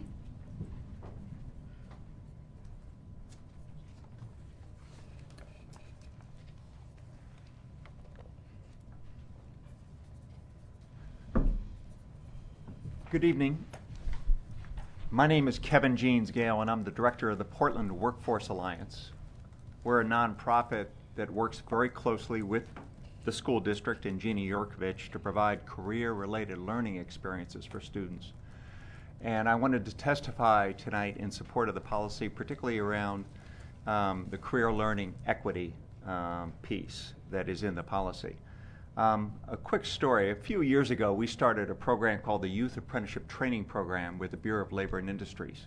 And we worked with Benson students and staff and private sector employers and the Bureau of Labor and Industry to start an apprenticeship where students could work in a safe environment in a factory alongside of skilled electricians, millwrights, and welders to learn a craft, earn a salary, and hopefully get a better idea of what they wanted to do after they graduated from high school. So I'm walking through the halls of Benson one afternoon, and I run into Andrew, who's a participant in this program, and he's about to graduate, and he says, I just wanted to thank the people that put this program together. It was terrific. And I said, oh, that's great. I'm on my way to a meeting. I'm hustling on. And he says, no. He says, it changed my life. And I said, say more about that. And I said, well, he said, number one, he says, I learned I was good with my hands. Number two, he says, I never saw myself going to college, and somebody at the plant graduated from OSU and they mentored me, and now I've saved $14,000 and I'm going to enroll in OSU in the fall. Number three, he says, the program kept me off drugs. He says, some of my friends kept asking me if I wanted to smoke. He said, well, as part of this employment, I had to take regular drug tests. So I had an out. I had an excuse. So flash forward 3 months later, I'm walking through Benson, and there's a major electrical contractor who is basically rewiring the fire alarms. And an idea pops into my head. I called Tony, my good friend. I said, can we set up a meeting with this contractor to see if we can get some Benson kids involved in the company? Long story short, the answer was no. No. It was a soft sell. We asked them all kinds of different options. Just didn't work out. So my point is that thank you for this policy. Thank you for this policy, because it's a good use of public dollars, not only to get a service in return and a product, but also to get another benefit, which is to essentially have the opportunity for students to see career opportunities, to develop relationships with caring adults, and to help students see the relevancy of their education. I don't want to miscommunicate by that one story. Our experience, and Jeannie and I have been doing this for 7 years, is that overwhelmingly, employers want to diversify their workforce and they want to connect with students. So we expect that there's lots of partners out there that want to make these connections, and again, this policy is going to help. One last comment. I wanted to thank this board in particular for hanging on to the career coordinators and the superintendent in a very tough budget climate, because as a result, this work is growing and it will continue to grow. So again, thank you for that piece, the career coordinators, and for this policy, because it's going to be good for our young people, it's going to be good for employers, and it's also going to be good for our economy. So thank you. Good evening. My name is Justice Rajee, that's R-A-J-E-E, and I have a short statement on behalf of the Coalition of Black Men. Considering the plight of African American children in American society and economy in general, and their achievement in health in the public schools, in particular, there is much blame that could be assigned and excuses provided. We, the Coalition of Black Men, propose collaborating with all stakeholders in a campaign to elevate and accelerate the achievement of secure and prosperous life for children with the greatest need. We believe that equity is the only way to achieve this kind of society, and we believe that your race equity policy is the best way to define and build the strategies to achieve that objective. We join you in that enterprise. So on behalf of the coalition, we wanted to give you our support, that we're behind you in this effort. As the children and our youth that are in our schools, they see who works there, they see who serves them and are supporting them, and when they know that folks from their community are being supported by the same school system that is intended to support them, it gives them the confidence that they will get the aid that they should, and they can trust the people there to take care of them. It's very important. Thank you. Thank you. So last we had James Posey.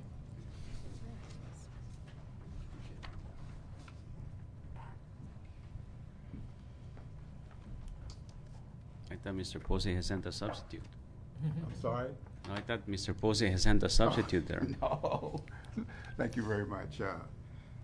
board. I appreciate the opportunity to come and share with you the few thoughts that I have. I just want to say that I'm a member of both of these groups, the Coalition of Black Men. I'm a former president and former president of both of these organizations. I'm trying to semi-retire from much of those activities, but I just wanted to come and say to you that we're very, very pleased with the fact that you all have adopted a policy that pretends to be a real anchor in this community in terms of equity and how we approach working with our community, both on the contracting side and with the professional services. And one of the unique aspects of the program is the modeling kids in terms of the training program. If you've looked at the policy, I'm sure you understand that's a fairly unique aspect of what you all are attempting to do in-house with young people to get them trained on jobs, et cetera, et cetera.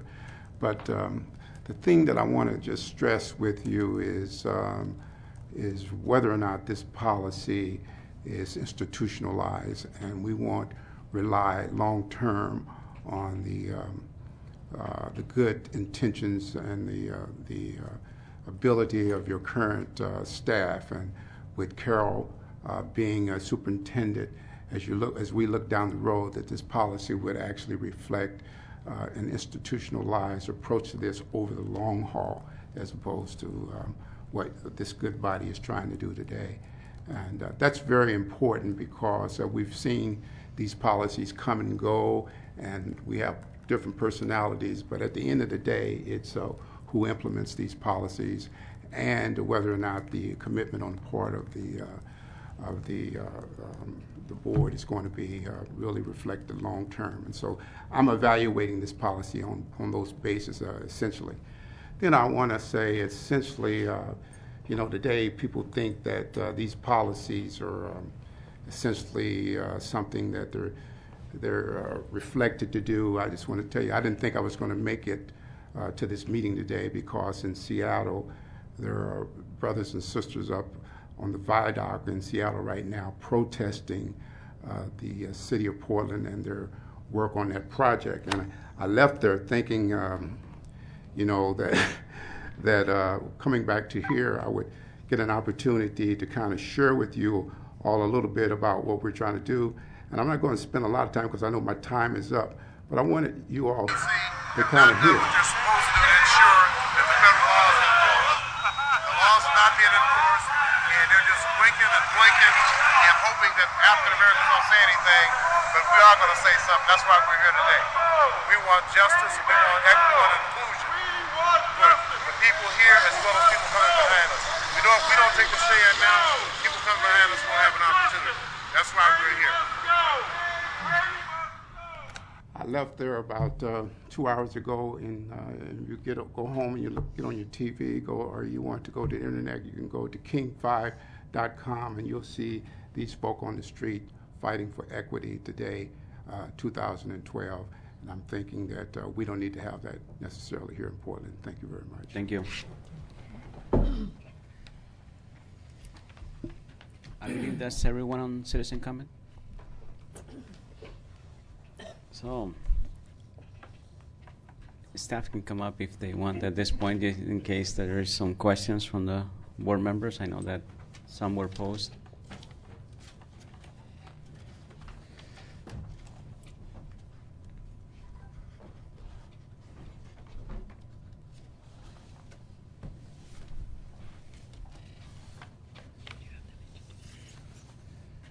Can you state your name just for the record, just so we know who is sitting before us? Yes, I'm Elaine Holt, and I am the Director of Purchasing and Contracting. Lee Fleming, Senior Analyst. Questions, comments? I had some questions. First of all, this is really exciting. And definitely very supportive. I had a couple of questions. One is, we just had someone who testified who said that Multnomah County and Metro are already have a policy like this in place, and that they are hitting more of a kind of 30% of contractors who are minority and women. And yet our aspirational goal is 18%. And maybe that's just because we're just getting started and we'll review it annually. But my question is, if it's truly an aspirational goal, should we be shooting higher? And maybe the other question is, do we know where we're at right now in terms of minority and women contractors? And maybe that would help me realize that this is an aspirational goal. So it's just kind of a general question. If you could talk to us about how we got to that number. Sure. 30% is being hit by several of the organizations around town, public agencies around town. In looking at how they achieved that, they did that mainly through alternative contracting, which is something that we're looking to do. We did that on the boiler burner conversion project. We went out for a CMGC, construction manager, general contractor. And in that case, we issued an RFP. And there are some constraints around going out for RFP. We've had a lot of conversation with the folks in FAM and the folks in OSM about how to approach this and how we will go out and seek bids. And we're in agreement that we should, both on bond efforts and otherwise, do a mixed approach. And therefore, we didn't want to aim outrageously high to begin with. We wanted a target that was solid, respectable, and achievable, and with the aspiration that we would move that target up as it became doable. So we felt that this was a good starting point, and in talking to our external stakeholders, while they felt that that was a modest goal, the feedback we got generally was that they felt that it was a good number to start with for PPS. The other thing that we wanted to keep in mind is that we're the first K-12 organization coming out with one of these policies in Oregon, and the only K-12 organization that we could find that currently has a policy of this type. So knowing that we're a little bit different in the contracting that we do, we wanted to keep that in mind as well. So those were our reasons for aiming at that percentage.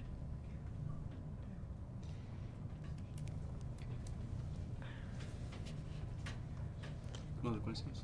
Yeah, I have mixed feelings about the response, because it feels like it's a doable and respectable goal, and yet we're calling it an aspirational goal. And so again, it doesn't look to me like that figure is actually in the policy. It's more in the administrative director.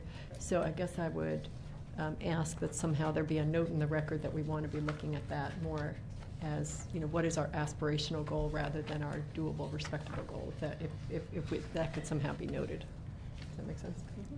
Can I jump in here, because I'm not sure about that? Because my concern would be if the way that you get to a higher goal is through alternative contracting methods, which are not based on price but on other reasons. I'm not looking at this as a way that we go about contracting that's less competitive. I see this as a way to open up opportunities for people to contract with the district and make our processes more user-friendly and reach out to different kinds of businesses, but I don't want to pay a lot more to do that. And so I would be concerned about how much we use alternative contracting where we're not looking, where price is part of the picture, in order to achieve other goals which are difficult for us to afford. So I would just caution that we need to be, competitive bidding is important to this district because we have to stretch our dollars as far as we can. So I guess the question that comes out of that is whether, in fact, the alternative contracting, produces a higher price, or, that has been the case or not at this point. So there's not a whole lot of research that's been done, but going back to the earlier comment about the percentages being in the administrative directive rather than in the policy, that's very intentional.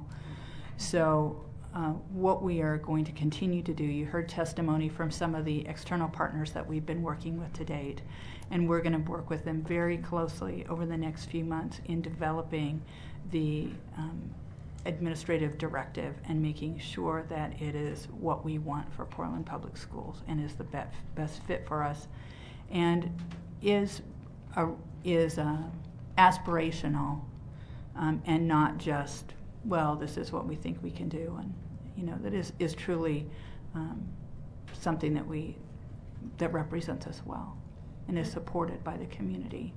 And it's laid out very clearly in the policy that there will be the report at least once a year, and the superintendent will also provide the board with an updated administrative directive annually, which is unusual, right? So I guess that gets to the piece of we're going to be seeing review of that number and other things over time, so that after this first year we could very well see an increase depending on how things go.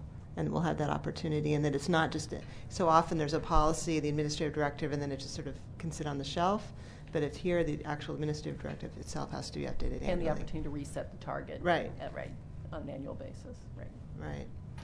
So it makes sense to me just in terms of the pioneering aspect of this, just as the first year. But it gave me comfort that there was this locked into the policy, this annual review. Not just of here are the data, but how are we going to look at the AD itself? And this is a challenge for us given our starting place. Correct, in terms of what our current data would reflect for us. Yeah, that's correct. I don't want to Which speak, was part of your question. Yeah. I don't want to speak offhand, but I will tell you that in the research that we've done to date and the data that we've been able to pull from our contracting over the past few years, the percentage is far, far lower than that. Okay, that's really helpful. That's really what you want to know. This is aspirational for us, and we have the commitment to come back and review it annually and get what does this really mean for us, and then do what are both challenging but also achievable goals for us that we just keep, I think, pushing ourselves. I think this is contrary to many policies that do go sit on the shelf. This one, the level of engagement just around creating it has been such that I think it'll be a very active policy that we're working to figure out how we operationalize. And I think where my question came from is I read 18%, there wasn't any background to explain where that came from. Is that high, is that low, is that, And so when I heard the testimony, that was part of it, but the fact that we're way below that is helpful information to know as well. So on the aspirational goal question, could I also ask if we have an aspirational goal around our career learning opportunities for students as part of this? So are we expecting to greatly increase the number of our students who have the opportunity to job shadow, to work with some of our contractors? Do we have any kind of aspirational goal around that piece? Because I know that in terms of career technical education opportunities, it's something that we've been struggling for a long time to figure out. So I want to kind of see if this is going to help us in that area. Are there any aspirational goals around that at this point? So that's a great question. What we found is that we're really not following a lot of models here. We're the first policy of this kind that we found that really brings in the career learning component. Okay. So that's why in the version of the AD that you're seeing right now, you're not seeing any goals, because we really feel like this is early days and we need to figure this out. Okay. It's a critical part of the policy. It's something that we've got some excellent feedback from members of organizations such as AWAMI who told us, as with the testimony you saw tonight, that they felt that it was a really important component. But again, there's not a lot of paths for us to follow here that we found. So could I ask at least one thing then? Is there any way for us to do like a baseline so we know where we're starting at least, and that way we can measure going forward? Yeah. Okay. And to speak to the earlier question about alternative contracting, it's also important to note that anytime when we do that, we're required to bring that to you. So it will be brought as a resolution to you before we go forward with any alternative contracting methodology over $100,000. Thank you. Other questions? I know I think this is more of a comment, not a question, but I'm completely in support of this new policy, and I'm absolutely appalled that we can't find any other K-12s who have joined. I mean, I think it's a reflection of our commitment within this district, but it also seems to be a lack of commitment on the part of other districts around the country to have similar policies. But I think the important thing is for all of us and the staff to understand and to really listen to is sort of the heed the warning of those who testified, and that this is actually, in fact, more about less about the policy and more about the implementation of this work. And I would absolutely welcome the opportunity, as this is being implemented, for staff to come back and report back to the board of directors so we understand exactly what is happening and how this is being implemented. I think especially considering the impact that this might have on future bond work and other work within the district. I also really like the idea. I think this district is, probably safe to say, over the history of the district, has invested billions of dollars in companies that have used that resource to build their infrastructure. And I love the idea of focusing in some resources towards helping to build minority and women-owned businesses and build their infrastructure so they can be good stewards of our work too. So no questions. I just have a comment. Go ahead. I have some questions that I sent out actually earlier, so I just wanted to get into those. I don't know if I know Director Wine was involved in trying to gather some information, and they deal with somewhat what was stated, I think, on some of the testimony. And one is, whether or not PPS will cancel or relet, basically rebid if a bidder or proposer makes no significant equity commitments. So can you respond to that? Certainly. We always have the option to cancel a request for proposal or invitation to bid at any point, and we can cancel that after we receive and open the responses. In looking at this, we received this comment earlier from the stakeholders as well. We would have some, I don't want to get really into the weeds here, but we do have some options for canceling and then reissuing pretty quickly to get new responses back. So that definitely is an option for us. And again, I raise it because it has been raised with me also with folks in the community in regards to what is the commitment. If it states that it's an equity policy, and in that sense, everything being equal, and you have a majority, bidder from the majority community, i.e. white, and you have somebody from the minority communities or woman-owned business, quote unquote historically disadvantaged business, everything being equal, does this policy will lean in favor of that historically disadvantaged business if they come in at the same, say, equal bids, relatively equal? Does this policy do that? And I think part of that is the implementation, but I'm going to hand it. David Wind had a comment, and I believe that he's prepared to answer that question as well. So I'm going to hand over the mic to him.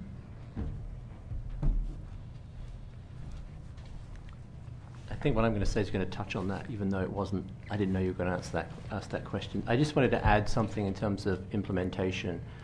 So one of the things we recognize is this policy is taking the equity policy and applying it to one specific area of our business, which is purchasing and contracting, and that requires a culture change in the organization and how we do business.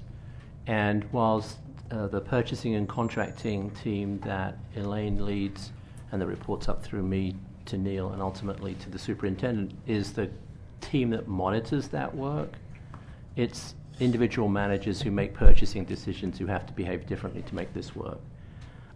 Having said that, in order to make sure that this works, it's not just about decisions we make after we've put a bid out and we get proposals in.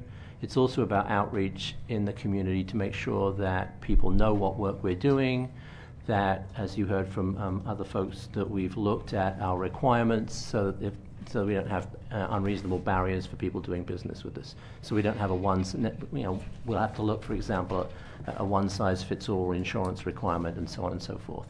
And one of the things we know is in order to make this work, we've got to be proactive and we have to be focused on that.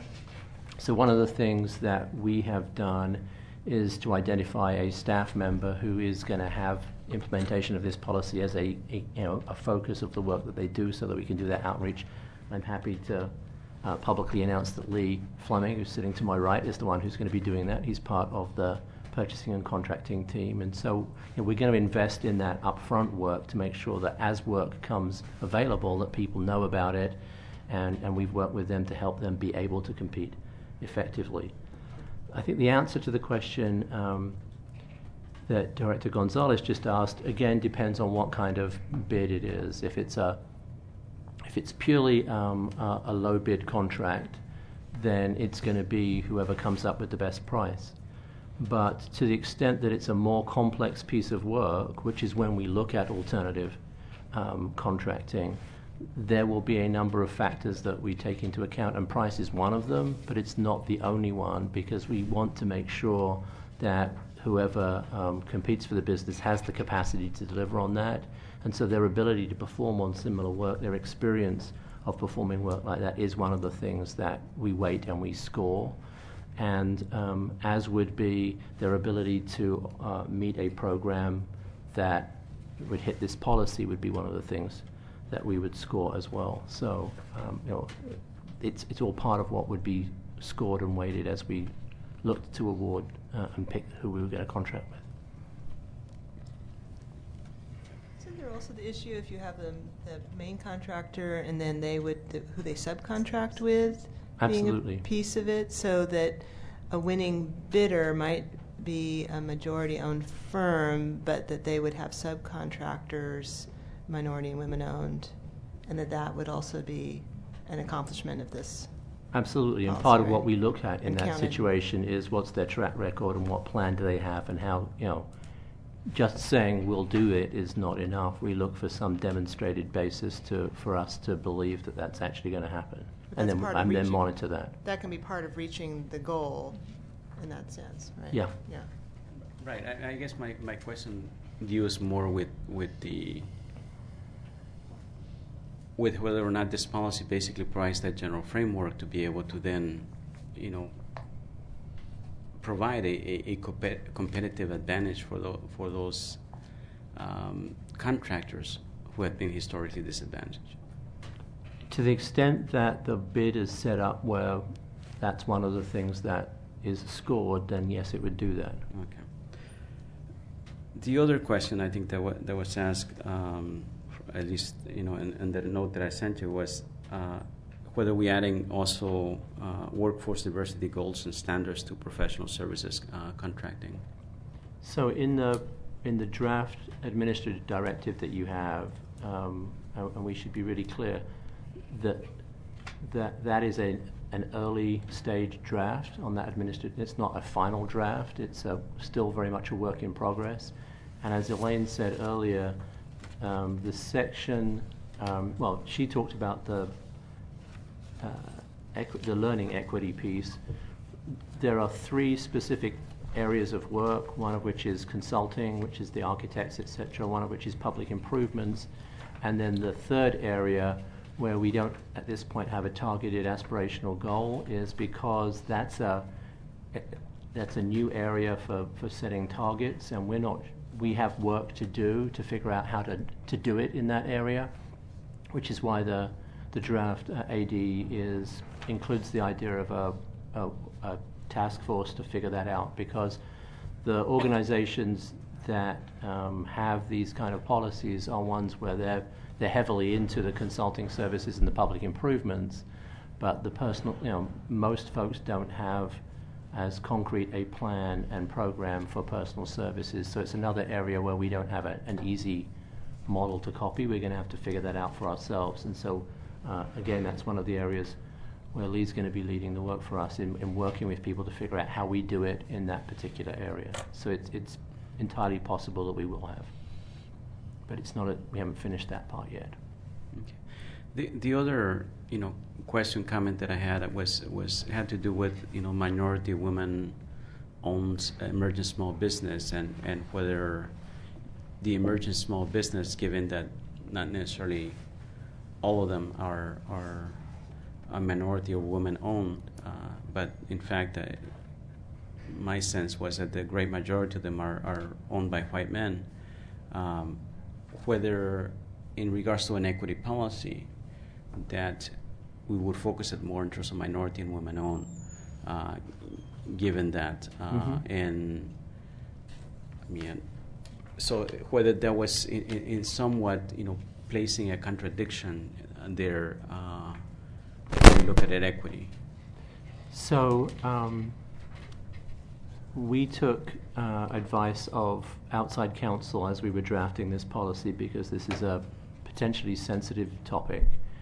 And because Portland Public Schools has not done a disparity study, we have to have a policy that is race and gender neutral.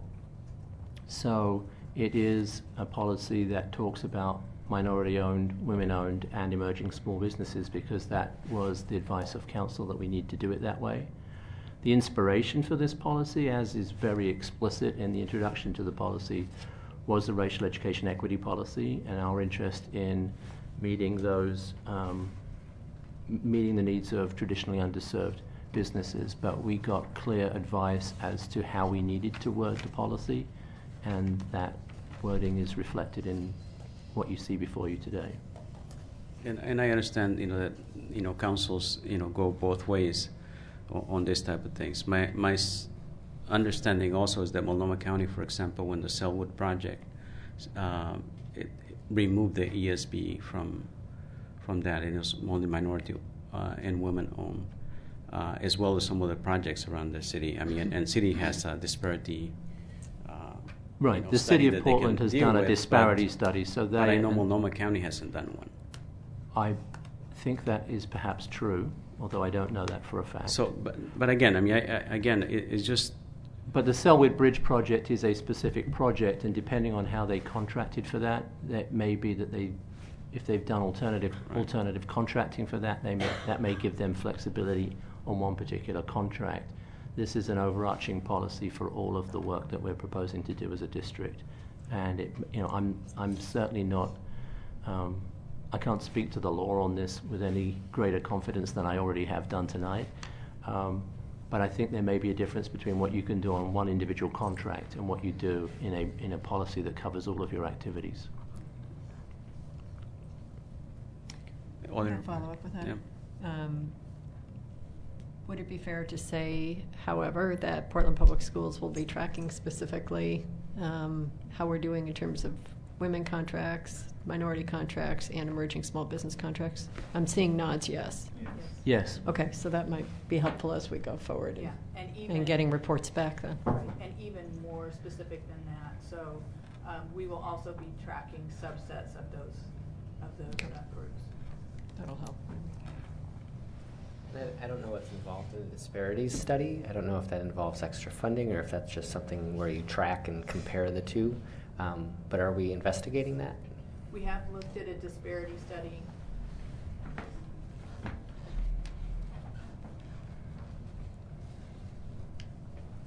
We've talked to other agencies who've conducted disparity studies, and we've also observed what they've gone through. There's been several organizations that have done disparity studies recently. That includes ODOT and the City of Portland, and not that long ago to the Port of Portland. There will definitely be an expense that requires contracting with an outside agency, and the City of Portland has been going through their effort for several years. So it would mean at minimum several years of a consultant contract. That's pretty significant. And even then, what we're seeing so far come out of those organizations, it's not giving them an enormous amount of additional flexibility. Any other questions? Can I mention one thing? Kevin Jeansgale was mentioning his appreciation that we kept a half-time career coordinator in our high schools. And it occurs to me that as we're passing this resolution and trying to look for opportunities for students to participate with contractors, that we need to make sure that we have the internal infrastructure to be a participant. And so as we look to future budgets, I think we need to be paying attention to that. I don't want us to be the stumbling block if we have contractors who are willing and wanting to work with our kids. So no question, just a quick comment. Given where this policy started, gosh, a couple months ago, and first time it came to the board and where it is today, I'm just happy to say that I'm really pleased with where it is, and I'm looking forward to supporting it. I'm particularly supportive of the minority and women-owned business like Director Gonzalez, and then also the piece about training for students, because I also think that CTE is a very important piece for us. And particularly now, I think this has been mentioned also, but particularly now that we have this opportunity for the bond, hopefully, should be knocking on wood on that one. So we have the bond, and there will hopefully be more opportunities for our students. And not only that, it's also pulling in those partners like Kevin was talking about. Because we have this opportunity to show off the talents of our students, we'll be able to draw more partners into the district. So very happy to be supportive of this policy. It's a great opportunity to leverage, I think, too. Yep. In the interest of students and the community. So the board will now vote on resolution 4629. All in favor, please indicate by saying yes. Yes. All opposed, please indicate by saying no. Resolution 4629 is approved by a vote of 7-0 with Student Representative Garcia voting. Yes. Okay.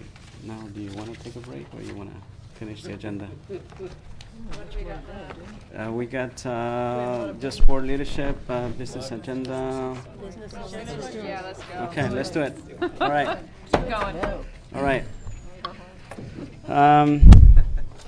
So we're dealing with some sections of the business agenda. So I'd like to pull probably, is it 2 resolutions from the business agenda and take votes on it separately. Leadership roles are voted upon twice annually. The state of Oregon regards a Board of Education to have a chair and a vice chair. So that is now the resolution. So that's how the resolution reads. At this time, do I have a nomination for chair? Well, I'd like to say that I think that Chair Gonzalez has done a fabulous job over the last year. I've really enjoyed being a co-chair with him, and I would like to nominate him to continue in that role. I'll second that if nobody else says yet. So was there a motion then? Yes. We'll now go to That was a resolution 4630, election of board chairperson with Director Gonzalez nominated for this position. So Director Knowles moves and Director Regan seconds the adoption of resolution 4630. Is there any board discussion? Thank you, Martine. You've done an awesome job, and I'm really happy to have you continue in leadership. So thank you so much. Yeah, I think it's been great to have your leadership here, and I appreciate how not only you keep things moving, but allow everybody's voice to be heard and encourage that. And I really appreciate actually being able to greet more of our families in language other than English. So I'm excited to have you continue in leadership. The board will now vote on resolution 4630. I'm sorry. All in favor, please indicate by saying yes. Yes. Yes. All opposed, please indicate by saying no. Resolution 4630 is approved by a vote of 6-0, with myself not voting on this resolution and Student Representative Garcia voting. Yes. Yes. So we now move on to nominations for vice chair. Do we have nominations for vice chair?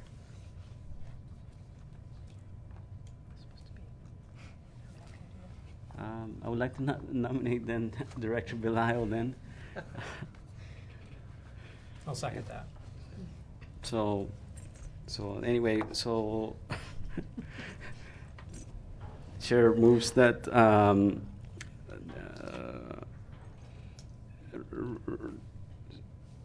So we'll now consider Resolution 4631, election of Board Vice Chairperson, Director Belial, nominated for this position. I moved and Director Morton seconds. The adoption of Resolution 4631. Is there any board discussion? Well, I just want to say thank you very much to Greg for agreeing to be nominated for this and to take my place, because it's been a wonderful experience for me, and I'm happily, hopefully, turning this over to you, and good luck.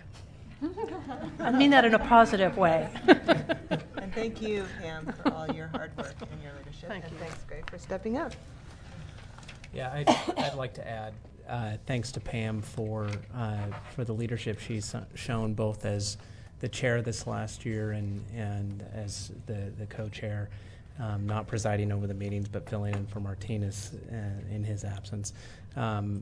This last year has been a really fantastic example of leadership for me as a new board member, and I know for Greg as well. And I want to, I saw this as an option for Greg, I think, several months ago, because of the way you've tackled the work within this district and on this board, and I'm so excited to have your experience in this leadership role. So thank you so much for stepping up. And I mean, given that there's going to be a positive vote in your favor, we'll see. Thank you. So the board will now vote on Resolution 4631. Please indicate, all in favor, please indicate by saying yes. Yes. Yes. All opposed, please indicate by saying no. The Resolution 4631 is approved by a vote of 6-0, with Director Bilal also not voting in this resolution, and Student Representative Garcia voting. Yes. I want to take this opportunity to thank Director Bilal for stepping into this role. I appreciated, I think, over the past year, in particular, his keen eye for detail, his continuous questions, I think, in regards to the preparations for the meetings, and I think the prompting of staff to make sure that we have materials ahead of time, and I think that's very, very commendable. Can I just say something? I just wanted to again thank, as Director Morton, Director Knowles, and Director Gonzalez. Your leadership has been great this past year, and I hope that by Director Knowles, you're stepping down from leadership, that you don't take that as a time that you're off, because I think that your perspective and your leadership, I think I know that I really value, and I think our colleagues do. It's just been really great and really focused with a keen eye on what's going to impact student achievement. So I value that, and I hope that you'll continue to lead. Thank you. Actually, I was getting to that. Oh, sorry. Yeah. No, I truly appreciate it. I think, that Co-Chair Knowles, in regards to being part of this, I was hesitant to let her go, and not that I didn't want Director Belial, by the way. It's just that I think when you work with a person for a while and you get used to the jokes, or the humor, I should say, and the dynamics of that work, I think that it makes it easier in regards to continuity. But I certainly appreciated, I think, her taking on, I think, responsibilities that I was not, for various reasons, for work or liking, she took on. So I thank her for that work, not only for this past year, for the time before that she served. So thank you. Thank you, Martine. It's been a pleasure serving with you too. So we have remaining items on the agenda. The board now will consider remaining items on the business agenda, but it would like to first highlight a couple of the resolutions. Resolution 4632 regarding rezoning of board districts.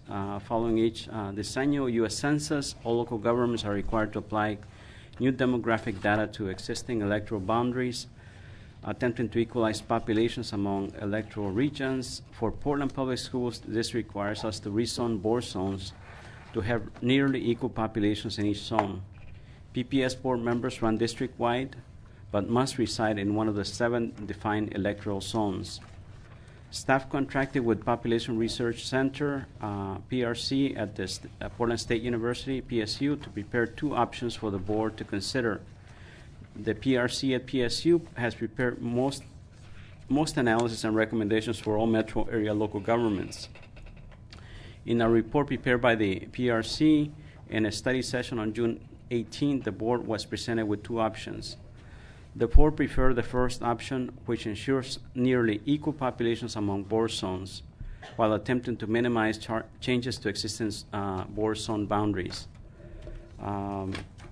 So I don't know if you have any folks have any comment in regards to that. I was actually, I'm not sure that I was even at that meeting, but I know I saw the materials before. No comments at this point? Okay. All right. So secondly, after a very difficult decision, the board had to make on April 23rd in closing the Harry Tubman Young Women's Leadership Academy program. 9 families filed complaints. Resolution 4633 will accept the investigator's report. The board and superintendent would like to acknowledge again that closing programs is very difficult for students, families, and staff, and praise the Young Women's Leadership Academy for their leadership and passion. The board also directed staff to provide Young Women Leadership Academy students with transitional supports as they move into new schools. I don't know if there's any additional comments on this item before we vote. So with that, the board will now consider the remaining items on the business agenda, having already voted on Resolution 4627 and 463. Oh, no, we didn't vote on it. 4631 and 32. 4627, I think, is the contracting. We did 27 through 31, I think. 4627, 46 through 4631. Okay, to 4631. Okay. Ms. Houston, are there any changes to the business agenda? Do I have a motion, a second, to adopt the business agenda? So moved. Director Atkins moves and Director Belial seconds the adoption of the business agenda. Ms. Houston, is there any citizen comment? Is there any board discussion on the business agenda? The board will now vote on the business agenda. All in favor, please indicate by saying yes. Yes. All opposed, please indicate by saying no. The business agenda is approved by a vote of 7-0, with student representative Garcia voting. Yes. I take it there's no remaining citizen comment. So next meeting of the board will be a business meeting held on August 6th at noon here at the board auditorium. This meeting is adjourned. Thank you.